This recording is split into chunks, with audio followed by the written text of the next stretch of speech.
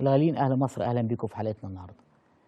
من يومين كده بتفرج على الخطابات القديمة للزعماء المصريين، فوقع قدامي خطاب للزعيم الخالد جمال عبد الناصر. خطاب بقى له أكتر من 55 سنة وكأنه عايش في وسطنا الآن. تعالوا نسمعه وبعدين نتكلم. هل اجيب لكم مصانع ولا اجيب لكم لحم؟ انا قلت اجيب مصانع، ما بجيبش لحم.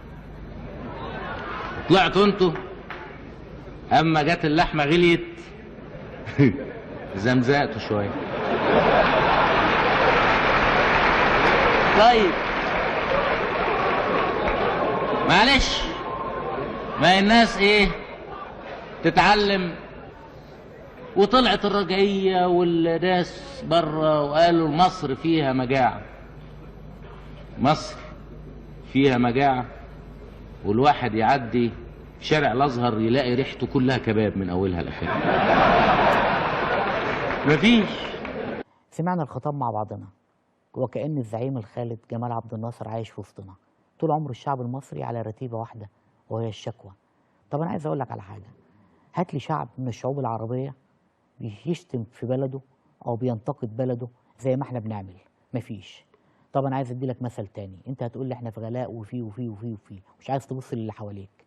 لا، أنا عايز أقول لك على حاجة، احنا 105 مليون.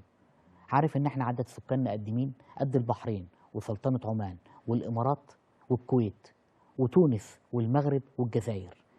يعني اللي بيقوم بيه الحكومة المصرية والرئيس المصري بيقوم بيه 3 أمراء وسلطان و3 رؤساء. عارف كم المسؤولية اللي علينا قد إيه؟ وفي الآخر هديك نتيجة واحدة بس عشان تبطل هري وهبد وتضليل لنفسك ولأولادك. إيه هو؟ إن إحنا البلد الوحيدة في المنطقة اللي فيها أمن وأمان. كله بيجي لك. أنت عندك 4-5 مليون سوري، عندك 2-3 مليون عراقي، عندك 2 مليون يمني، عندك سودان حدث ولا حرج، عندك من نيجيريا، عندك من تشاد، عندك من الصومال، عندك من اثيوبيا. انت عندك كل الشعوب العربيه، عندك لبنان وعندك العراق وعندك سوريا وعندك كل الشعوب العربيه جات لك ليه؟ عشان انت عندك امن وامان واكل وشرب. غاليين بس موجودين. هم مش لاقيينهم في بلادهم، لا لاقيين لا امن ولا امان ولا اكل. اسال نفسك انت بقى، لو احنا وقعنا هنروح فين؟ نروح فين 105 مليون قد 7 دول؟ فكر مره ان انت تشتغل. الناس اللي جايه من دولها دي كلها بتشتغل هنا وبتكسب، ما اشتكتش. للاسف ان المصريين بداوا يشتغلوا عندهم. سيبك من قعده القهوه وسيبك من علبه السجاير، وفكر ان انت تشتغل. احنا عندنا مشاكل كتيره جدا في ان مفيش عماله، مفيش شغل. انت النهارده عايز تقعد على القهوه تنتقد، يجي لك فلوس، تطلع تنام وتاكل بس. ما تفكرش في حاجه غير كده.